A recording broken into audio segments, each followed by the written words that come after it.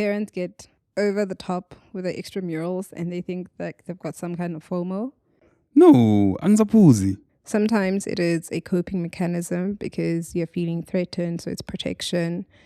I don't see myself sitting and praying. I don't even know how to pray. You do realize that where you're at now is a giant spiritual leap. I don't take any of it for granted. I don't take my life for granted. I don't take anything for granted. I am super grateful for everything.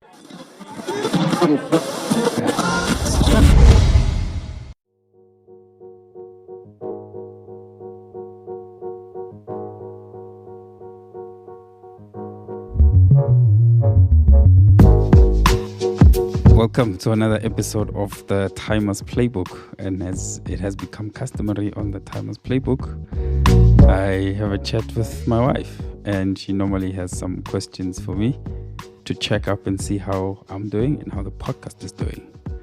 Welcome to the podcast, Mrs. Pule. Hello, Dr. Pule. How are you? Kiteng. What's that like? What's up? You're right, what? I'm alright. I'm a bit nasally, but I'm alright. What's going on with you and your nasaliness? Ish, you know, when you end up doing work for your husband's production. You've been working for your husband? Yo, what up? Is he paying that guy? He pays for my lifestyle, so it's okay. Oh, okay, so you work for free? No, I don't. Not directly? No, I don't work for free, but I do get paid. Okay. That's good, man. So yeah, welcome to the show. It's good to have you again. Thank you. As I always. like being here. Yeah, you know, whenever we have you on the podcast, we tend to get really good feedback. You know, especially from our female listeners. So I don't know if you should become a regular feature or what. But generally people always say, oh no, that's a good episode with you and your wife. I'm like, no, bro, but she's not supposed to be on every time. Can you look at all the other episodes we've done thus far? Yeah, well, you know, I don't think being a regular feature will work because then, like, life doesn't happen. I always believe that creativity is born out of life experiences. And we have to live, so we have something to talk about, or else we're busy trying to create content where there is none. Okay, that makes sense. Yeah, so okay. I'll visit you every now and again, just check in. Okay, cool. Let's check in. What you got for me? So first term is over. How are you and your boys doing? You mean my sons? Yeah. We're doing very well, why? Why do I feel like that's a bit loaded? No, because I remember like last year this time, like we were knackered after the first term because it was such an adjustment. Yes. This time around, it was smooth, no? Yeah, first time is finished, then we don't feel as tired. Like now we're becoming professionals at raising children and sending them to big school. You know, so it definitely doesn't feel as tiring as actually it went by very quickly. I didn't even feel the first time. And I think we've adjusted to DSJ and how they do things. So before it was just a bit of a learning curve, like a serious one. Yeah, but a lot of it is credit to you. It's important to be involved. I mean, you're involved in parents, the body bitang, and the PTA. What is it? The PRC, Parents Representative Council, that is the board of the CPR, which is the class reps. Yeah, so it's important that you are involved. Also, parents must be involved so they can see firsthand what's happening and influence decision and at least help them move in the right direction. Yeah, but it is important. Well, you know how I am and how I am with kids and development. Whatever school they went to, I would have found my way into where I am. So we'll see how it goes. Okay. Cool. And the extramurals? I heard your podcast about extramurals. I have a few comments about that, by the way, because the two of you are like an echo chamber. Like, really. Okay, you know? So you're referring to the last episode we did, which I think was episode you and Sam. 41. Well, the one before this one. Yeah. What? So why, Tessa, Usampidi comment like before? Why do you wait for us to record? Then you're like, I've got comments. Because your natural reaction is what makes your show work, not what you've rehearsed. Anyway, can we have Can we have the comments, please? What are the problems? A lot of the things, like 90% of the stuff I agree with, but the other stuff, like really guys, parents get over the top with the extramurals and they think that they've got some kind of FOMO. And honestly, the reason we send kids to specific schools is so that they can have exposure to different things and they pick a struggle, number one. Number two, if your child is not doing amazing math by age 4 or 5, not reading and have an excellent vocab, he is not the genius that you think he is. However, right? Give him an instrument, give him a ball, see where the talent goes, and that's what you push. 90% of the time, natural born talents and gifts in kids come out. And if you're an attentive parent, you just lean towards what you know they're good at. Mm-hmm. And that's what they become a superstar in. So what are you saying? I'm saying, what is the problem with the episode? Like the way you guys feel pressure. This is the only comment you actually didn't address. The way you guys feel pressure to expose your kids to everything so they're not left behind or whatnot.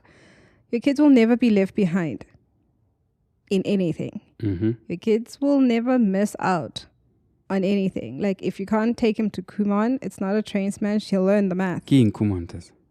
Kumon is extra math and extra English, pretty much. It's almost like occupational therapy, but for subjects and not fine motor skills or whatever. Why have our kids not gone to Kumon, by the way? Because they don't need Kumon.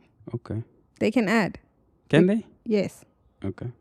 Kumon is also a way of thinking. It is important because globally, kindergarten, grade 1 to math is far behind what people would deem Chinese math. That's why spaces like Kumon exists, to get your kid going that direction. But what's Chinese math? Is it a thing, or are you just making... No, it's not a thing. Like how mathematics is taught in China is light years ahead of everywhere else in the world. Yeah. So I'll say... And a lot of other things as well. Yeah, like even what they do in kindergarten. I mean, like kids are making meals, cooking in kindergarten as extramurals. I've seen the videos on social media, even just how like they do sports. Well, it's not all of them, but it's the stuff that gets highlighted on social. Yeah. Like how well organized the society is.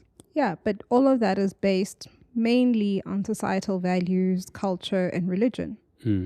And Chinese, Asian religions are very community-based and not individual-based. So that education system is built around those values and principles. Okay. Right? So what I'm saying to parents who are feeling some type of way about their kids missing out on things and not being smart as other things and they need to learn Mandarin or like just pause. Like really just take a chill pill. Your child will tell you what they want to explore, what they're good at. They will show you what their passions are, what they want to gravitate towards, and hopefully you have enough resources to channel them in those disciplines so that they excel in them. But then how do you, like, that's hard to say and we're going to wait for them to channel and show us, right? Which is a good thing. That's what we want to do in any case. But then how do you still expose them to stuff? Because there's so much happening. There is a lot happening. There will always be a lot happening. I mean, the new craze is now is coding, right? If you take putting your 5, 6, 4, 5, 7-year-old into a space where he's got a tablet or he's got a computer and he's learning how to code, you start to realize, that goes against the science of what and how their brains are developing and how much screen time they should have. Because that has like a direct effect on hand-eye coordination development, which has a further impact on how they physically develop, like right down to the teeth. And like there's a lot of things that connect with just making sure kids can do hand-eye coordination for the brain and the body to function. Is it a bad thing? Is it a good thing? It's a gamble for the most part. But unless your kid is quite pedantic about specific things, and little kids tend to be because they haven't learned not to fight for what they want yet. Like, like society hasn't beaten down their their need to fight for what they want, like the bullies, these people, and we get bullied. Yep. So they will show you where they want to go for certain things. And that for me is what parents actually need to do. Watch your kid. Like the way Paul, when he's really truly bored, he wants to play board games. Or eat. Yeah, let's go with the board games. Right? Like the board games are very good for him in different ways. He learns how to win. He learns how to lose. He's not happy. Like, but it's such emotional development, and it's important. But Paul's not necessarily wanting to sit and solve puzzles on a laptop either. Yeah. Or on a tablet. Yes. But he likes other stuff. So give that to him. And the reason we send them to school is so that at school, they are introduced to so many other things that we don't actually have the time to create. Are you saying then, not that are you saying, but do you think that a lot of the extracurricular stuff or the extramurals, people have seen a gap in the market? Because our kids are spending time at school, realistically speaking, plus the extramurals they do at school anyways. Again, they get there 10 to 8. School actually ends about 2 o'clock. They come back here just after 3:30. And these are 6, 8-year-olds. And then we want to take them to extra things also. Right? Has that created the market and also fear in the parents that, oh, actually the school system isn't enough? It's fear in the parents. It's absolutely fear in the parents. If you want, and this is like one of those age-old marketing gems, if you want society to do something very specific, tell them that it's good for their child or it's bad for their child. And behavior adjusts in a month. Literally, behavior adjusts in a month. If suddenly you find out that red dye is bad for your child and your health, and it's found in Cheetos and M&Ms and watch the sales plummet in a month. All that stuff they say is in water bottles. What is that thing called? Yeah, the BPA stuff. Yeah, all that stuff. No, I hear what you're saying. And then now kids are going to school with glass water bottles, metal water bottles, all sorts of other water bottles that are not plastic, right? So the extramurals making you feel like your child is underdeveloped, he's not making his mark, all of that is marketing. And they hit the emotions the best. And I know this because this is what we do, right? Like, it's my degree. So you put fear in the parents, and once that is settled, then behavior changes. So all the extra stuff, I mean, music lessons really exist for schools that don't offer music. Yes. Right? This idea, like football, rugby, whatever, netball, play all year round is absolutely ludicrous for little people. They are not in a league of any kind. You know, they're not playing the premiership of anything. Well, Tessa, hold on. No, but hear me out. Like, the kids need to kick a ball. They need to develop skill. They need to learn very specific principles, which is fine. And that's what they need to do. Well, they need to just play. Yes, they need to play. But how people have decided to market this and organize themselves in the clubs and then charge parents like 5K for the year for a 5-year-old to kick a ball is ludicrous. No, I agree with that. But the way you sell it to parents is what? They miss out on stuff, right? Yeah. And that's not what you want for your kid. I genuinely believe that when kids are of developmental stages, which is anything under 8, like 5, 6, 7, 8, 9, 10, they need to be physically active. Pick something like gymnastics. It's all body. Because they need to develop muscles, strength, focus. They need to know how their body works and functions and trust that if they land in a particular way, the body will be there. Like, your feet will land and catch you. That's a very important thing in physical awareness. And then the mental fortitude to concentrate. If you want to do any of a gymnastic move and you're not concentrating, you're spraining or breaking something. That's important for little people to learn. And they need some type of music or cultural expression or creative expression. So it can be music, painting, dancing, theater. And what I do like about social media is that kids are learning to be creative. They want to take videos of themselves. They want to show they become little producers, which is amazing for creativity because it's real life creation that they can see, you know? So let me jump in there because I know my wife. I will never get a word in. Yeah, but those are just literally the two things that I think are important for a child. Did you catch the bit in the podcast where we said that the difference between how I grew up and how my kids are growing up is that we lived in a township and it lends itself to us going outside to play. Mm-hmm. So we learned the game of football and we learned to manage ourselves and keep score and make teams and do whatever it is that we're paying 5,000 rands for at the club there. Yes, because it's a community-based neighborhood. Yeah, that's it. So we learned the game. Also, you learned to run, you climbed trees, you went and you explored the neighborhood. So you learned all this stuff naturally anyways. I get it. And the big part is we don't have that in our neighborhoods. Yes, because suburbs are individual-based neighborhoods. Exactly. But because we don't, then we almost do not have a choice but to pick a struggle. And with sports, I wanted to say that ball is life. So they'll always play sports. But I think also we are jumping the gun a bit because when they get older, school does provide all these things. Like sports does get formalized and it's part of the curriculum.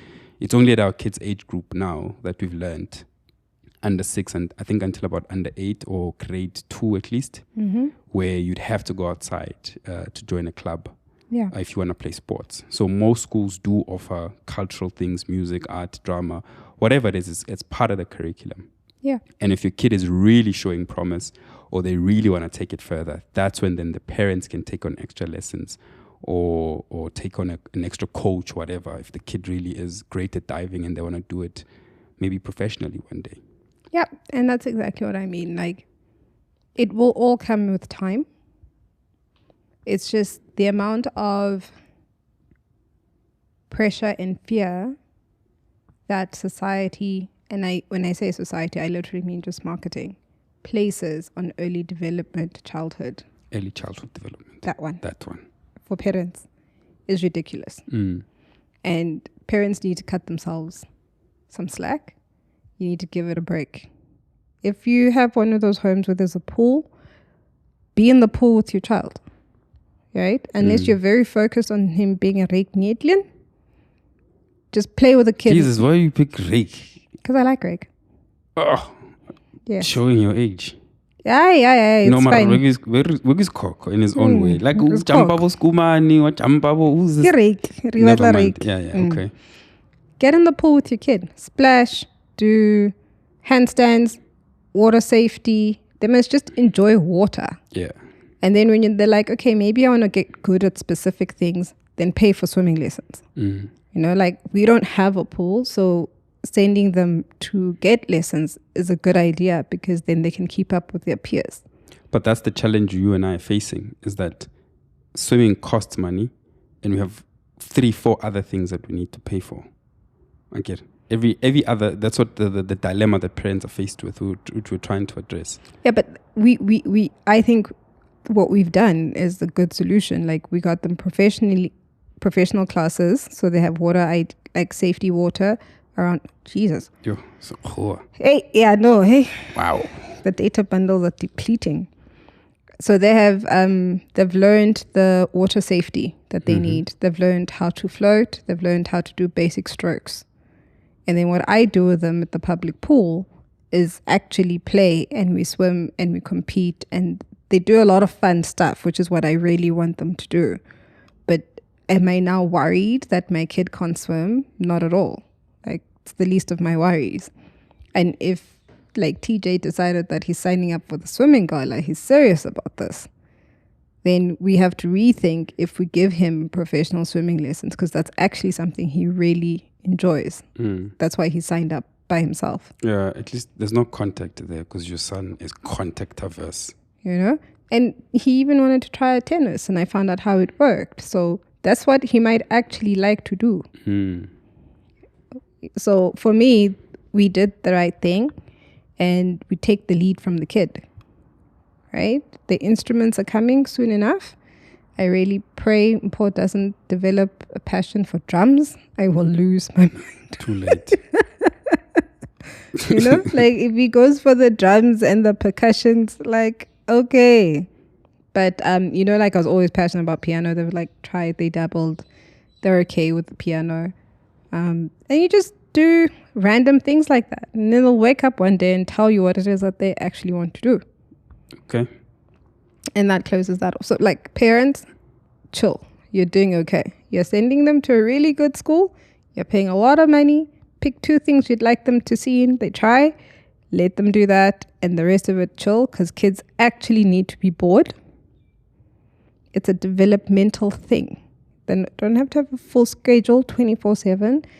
They need to be bored for 2 to 3 hours in a day for their brains to actually develop. So cut yourself some slack if you think your child has just got nothing to do. It's okay. Okay. Right. The second question I have with you, and this is more about you, Daddy-o. Oh, God. And not your shows, whatever. Don't say, oh, God. Yeah. I see it's okay. How are you doing? I'm okay. It's that time you asked me. I'm good. Can't you see I'm thriving? You're not thriving. I love it. You're not thriving. I'm not drinking alcohol. Aren't you happy about that? 15 years ago, I'd have been ecstatic. Now I'm a bit worried. What do you mean? Like, you used to drink a lot. Yeah. Like, a lot, and I didn't like it. And then you came around, and then you got a headache if you had 2 beers. So, like, it just... And I then you got just old. And then you just stopped. And my thing with you, like, you stopping is fine. Like, I'm not bothered. You know I'm not bothered either way. But like, away one. I see you hiding the whiskey. Like, that doesn't mean I have stopped drinking. You know? I've never had issues.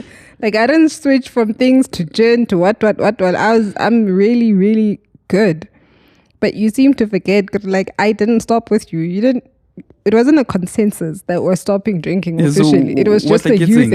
I must be out there buying alcohol for you. Yes. No, angizaphuzi. But in the yeah, so why must I don't want to be... But you were my supplier. I thought...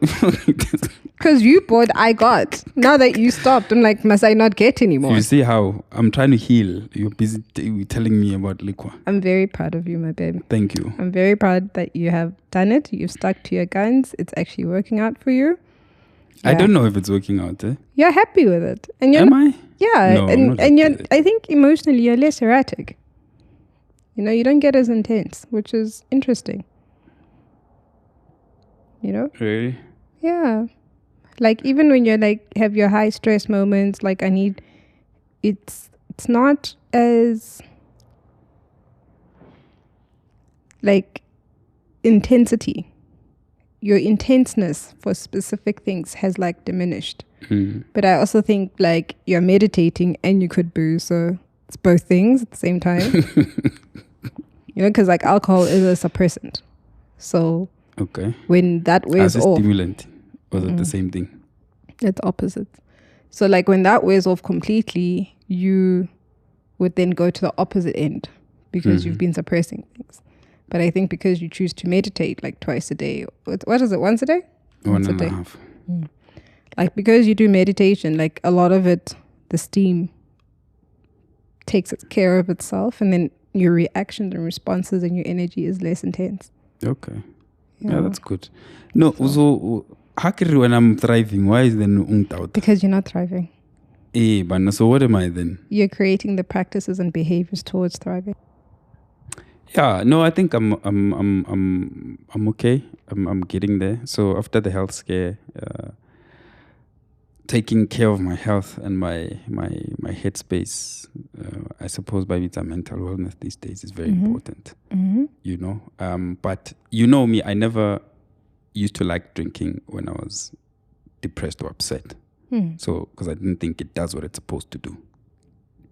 Which was? No, like when it makes you worse. Oh, okay. So it like It amplifies your it energy. amplifies like it doesn't make you happy, it doesn't make you forget. Like you, if anything, you then you're stuck in that situation. Like once you drink, but you also don't realize how much we lean on alcohol for stuff, for support, for whatever. You know what I mean? But also when I've got children, like it's not a practical thing. Like alcohol, although I do miss it. Like I miss alcohol a lot. Like I wouldn't recommend for people to just quit in J. Okay. Because it's nice. Like it tastes good. Imnandi. But with kids and having to wake up early and just be there and be productive, I didn't see it as an effective thing to have in my arsenal, But I'm enjoying things a lot more. Like we went to a filming at the Saints Festival, and I've gone to the festival for almost 20 years. It's the first time ever I was sober at the whole festival. And it's the first time ever I've seen the festival. Like really felt it, and because we were shooting, we're fortunate to go behind the scenes, see the people that are involved, see the teams that are coming. I actually watched the rugby. Fair enough, it's because we're there filming, but I actually watched the rugby. I saw the scores, I saw everything, so and for the most part, every time we've gone to the festival, it's just been a piss up, which is not a bad idea, but so now you start to experience things in a very different way. Duh. Yeah, but I didn't know that. How would I have known that? You've been married to me for a long time and you never remembered anything we did. Yeah, Marakiri. You didn't remember parties. Like, you're like, that's not what happened. I'm like, my guy, we were there together. And then, like, I don't know what happened. The amount of alcohol you used to consume affected your long-term memory, because I still remember stuff. And you're like, yeah, I remember going there. But, like, after arriving, you don't remember nothing. No, I don't think it's alcohol. I think it's just something that I have. Because I don't even remember back to high school, talking about high school. So, yeah, it's just maybe, like you're saying, I do need to maybe get hypnotized or try something, try to remember. No, I want to remember. Like, okay. Well, okay, I don't know if hypnosis is the best way to go about it, but I would like to have my memories back. I understand, and I think it's a good thing. However, and this is important, my love, because this is really leading to what I did want to speak to you about. There is a reason your brain forgets specific events. Sometimes it is a coping mechanism because you're feeling threatened, so it's protection, and it suppresses that moment or that energy or something like that really hurts you, like it's traumatic. And in order for you to cope or get out of that situation, your brain shuts down certain synapses. So that moment is very short-lived, right? The problem becomes that when you're trying to recall other events around that specific event, you don't remember anything. And that's why people go to therapy, you do hypnosis, so that you're trying to remember everything else that happened after that trauma, because now you've dealt with your trauma, but your memory's still a bit shoddy, right? I have a feeling that you have done so much healing in the last 20 years we've been together. Like your aggression levels are like zero.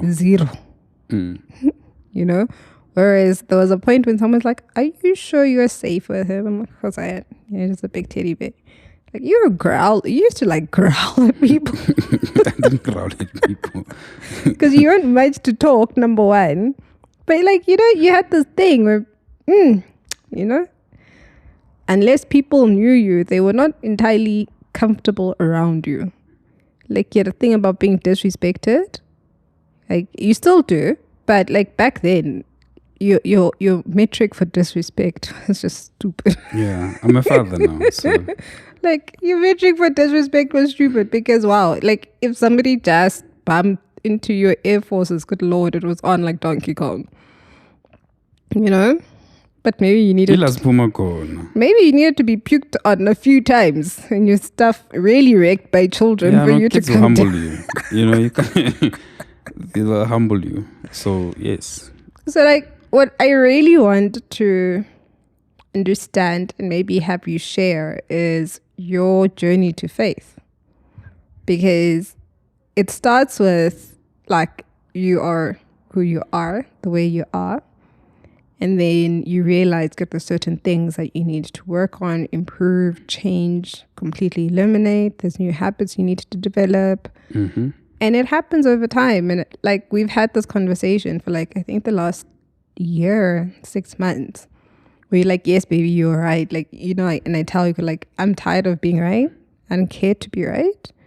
I'd rather not be right. Like, let's argue. You sure about that? Yes. Okay. I'd rather not be right. Like don't argue with me when I know I am right. Just adjust. Learn. If you don't understand, learn and then adjust. But I don't want to hear 6-7 months later, good, actually, baby, you were right about what you said 6 months ago. Okay. Like you didn't marry an idiot. No, for sure. That's clear. So, but watching your development and how it's come together, you do realize that where you're at now is a giant spiritual leap. Are you aware that's actually with the precipice you're at now, right now? Yes. Are you sure? Because it doesn't sound like you're convinced. I'll say yes. I'll take that. Yeah. Yeah, good on me. Are you ready? For what? You don't know yet, but like, do you feel ready? For Ian. You For always what's ask coming. me about faith. I don't know what that means. I don't know. We struggle with that one. Okay, so I know you say that, Okay. right? But you do believe in something. You mean faith as in belief? Yes, faith is in belief. Okay. Like God, amadlozi, that type of belief. Or greater power, as they say. No, not that. Faith as a practice. You see? What do you mean, you see? Khalil. Faith is... Okay, Tessa. Faith is a practice. Okay, so let's backtrack. Ask me simple questions. This is not a complicated question. It is not. Tessa, I haven't read all the books you've read. I didn't grow up in a spiritual home. I didn't do the work that you've done. Like when you think that saying Champil, I'm not there yet. Okay, so tell me why not? Why not what? Like, why have you not done the reading? Like, why have you purposefully not taken that journey on? No, it's not purposeful. Step by step. I get it. Okay, who created the plan for the step by step? I get it was step by step. Step by step only happens because it's a plan. And there's a step 1, 2, 3. Yeah. So who designed the plan? Me? All right. So okay. In that step by step plan, where was the let's understand faith part? It wasn't there. Okay, so you're making it up as you go along. No, it was never there. I was just trying to work on myself. Yes. That's all I wanted to do. So I can make more money and be a better husband and a father and navigate this world much better. I didn't want to be angry all the time. I just, I just wanted to go through life with a much better understanding of who I am and life itself. Okay. So faith as part of the journey wasn't there.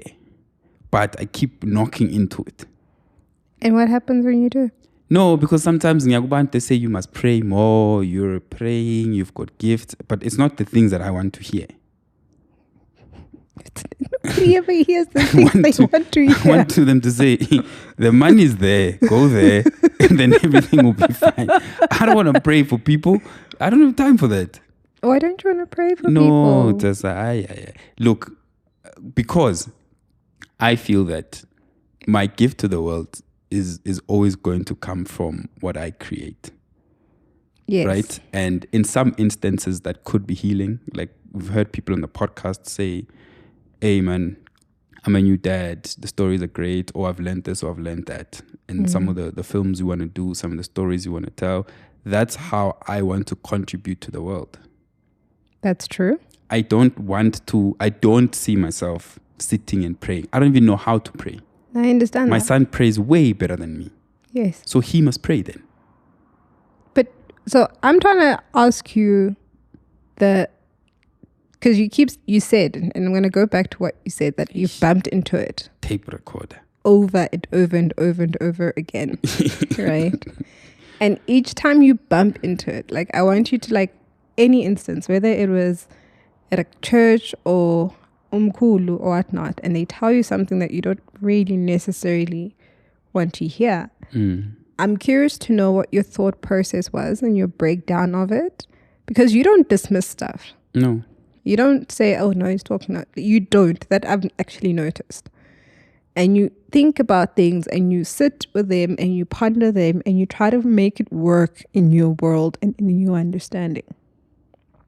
And then you get to a point where you make a decision about stuff. I want to know what you're thinking and feeling when you make those specific decisions. Well, I'll tell you what I'm thinking. Yeah. First, this is not for me. Okay. I do not want to go down this road. I hear what you're saying. I don't want to do it. Maybe later, not now. Right? For the most part, I do feel that they are correct. So there's an acceptance. No, I accept that. You know what I mean? You just think later. Yeah, I know. I've had this conversation with strangers. I mean, I told you about that strange guy that said that to me. I can't remember who it was. I think I told you that story that some random guy came to me. No, look, garage. Yeah, it was Nikitela Petrol. He was a petrol attendant and he was telling me that I've got a gift and I must pray for people, which is something I've heard before. Yeah. Right? So he just came out the blue and just said that. At the time, I just felt like you probably say this to everybody. I was like, I'm Shasha, I want a timer. You know? But it's because I've heard this before. And I've heard it from my mother too, about how lucky I am about stuff. So I have been acutely aware that I'm a very lucky, fortunate person, as you can see with my family and my kids and just general health. Except, of course, for money. But it's not like we don't have money. You know, it's just maybe we should use it better. I think that's the difference. No, I'm acutely aware of all that stuff. So I don't take any of it for granted. I don't take my life for granted. I don't take anything for granted. I am super grateful for everything. Yes, you are. And the more I meditate and think about it, the more grateful I am about stuff. And that's why I'm a lot more calmer nowadays. You know? So the gratitude is now in enjoying the small things that we have. Enjoying the kids and the football and the family and doing all that other stuff. That's where I am. Where you want me to go, where you and I clash, is that you have your timeline and I've got mine. So when you want me to be on this thing now because you were enlightened way before me. And I want patience sometimes for Batu. And them getting to where you are. None. Exactly. But I'm your husband, so you have to have patience. I have no choice. True. I'll get to the faith thing, the spirituality, where you want me to get to. I ain't got like another 20 years for you to catch up. Asazi. It's a lifetime. Till death do us part. So, you know.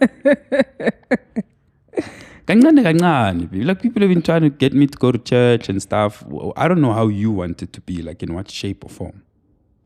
Yeah, but when it connects, it'll connect. I know. My question about it connecting. There is, yes, I accept what you're saying. And then there is, yes, God, I see you. And I'm here. How do we do this? It's a different yes. But the second part of the yes is acknowledging. your creator. No, so. It's acknowledging the creator in you and the oneness that is between you and your creator. And just that expression, like, you guys can't see his eyes. Like, he literally, like, he's like, yeah. Like, your eyes and everything was like confusion, you know? And I find it very interesting that I know that a shadow of a doubt, because I did pray for you. That's how we were together. So I know that's not the error. Like, that's not the mistake in us, you know? But I'm waiting impatiently, like you discussed earlier, very impatiently for that part of the equation to drop, because I think that will be our game changer. Yeah, I think maybe give me a book or something. It's not a book. It's an inside job. Yeah, but I don't know how to get to where you want me to get to. What you just said now, I hear it. I really don't understand it in practical terms. I understand. That's what I'm saying. Give me a book, like lead me somewhere. Give me a podcast. I think you want me to get into it. Can I ask you one more question? Sure. You sure? Yeah, go ahead. All right. I'm glad that you've made that commitment. Mm-hmm. And then the only thing I will actually say is, and this was a bone of conflict or contention between you and I earlier in our relationship. You can't pray for people. You don't know what that is. You don't know how to do it. It isn't so much. For you, it's very specific, because too many people have told you, you've got the gift of laying hands and healing people, right? They've actually told you what it is. Like, go Google that. Go down that rabbit hole. Mm-hmm. See what that looks like. I don't agree with that, by the way. Yeah, I know. Yeah. Part of, like, actually willing to learn what it is accepting that it's a possibility. And then proving whether or not it actually applies is the science and the doing of it. Okay. So you explore the realm of that as a possibility. If you were that person, what would it look like? How would you go about it? Where would you learn? Where would you start? And then eliminate what doesn't apply. And then you can come back and tell me, God, that's actually not me. They were on the money about 1, 2, 3, but they were very wrong about A, B, C. Okay. What I was saying is my very definition of being and loving and looking and serving humanity, I was actually born with. It's how my mother, we call her the mother of all mothers, because if you've ever met my mother, she's mothered you type thing, you know? How we live what we know and believe to be true. Especially my family. It's got its flaws. It's got lots of flaws. It's got loads of pros. But what I have also realized is being open and creating community. Our service to humanity as a family, as a couple, as individuals, is to serve in the best gift that you have for people.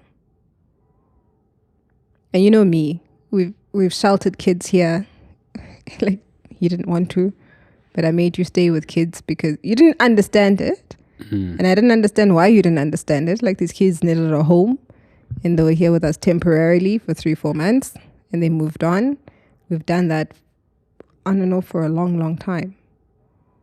And for me, that is my gift to people. Okay. And you've entertained it, you've indulged it, you've hated it, you've fought it, you've accepted it. You've got 2 extra people in my house now. And now you're quite neutral about it. That's it. No, I'm not. We'll get a bigger house, life will happen. Yeah, if Pule is 18, that's fine. You know? So that's what I'm saying, like. What's the question? You said there's a question. The question is, will you be willing to explore what it looks like to find your service and gift to humanity? But didn't I answer that with my content? Wasn't that enough? No, you said you were willing to explore, to go down the rabbit hole to see. But no, I said my gift to the world is telling stories. No. Wasn't that enough? No. You see what I'm saying? Yes. I'm saying that's the one you've picked for yourself, but you picked that since you were 10. Yeah, so? What I'm saying is, if you add the spiritual or the faith element to it, how is it amplified? Because it's not removed from your storytelling. You're not doing storytelling. You're not passionate about it because it's not a gift. It is a gift of yours and you're really good at what you do. And the stories you've identified are vitally important because they speak to a lot that needs to be spoken to and given a platform and an audience. That's not the problem. What I'm asking you is, how is it amplified? Yo, can I answer you next time? Because wow. Yo, I hope people can see now what I live with. I don't have the answer now. Like you said, till death do us part. No, it's true. It's true. And you're always like this. I don't have the answer for you. I'm gonna think about it though, because I know you. I will not let it go. Yes, I think maybe when you give me that book or podcast or something, or maybe you can speak further so I can understand. Like I've said, I'm not being difficult. I'm not grasping what is it that you need or how this thing is supposed to look like. I thought I'm there. Okay, so this is a good time for everybody to comment and give you ideas and different things to try to explore this part of your life that has remained dormant for so long. No, that's cool. I think we can put it up as a question at the end of the podcast. So at the end of it, especially on Spotify, we put up a question and then people can comment and then they can let us know what they think. And thank you so much, Tessa. You're welcome, my loving. Awesome. Please don't forget to like, share, and subscribe. And wherever you listen, please rate the content. Until next time. Sharp.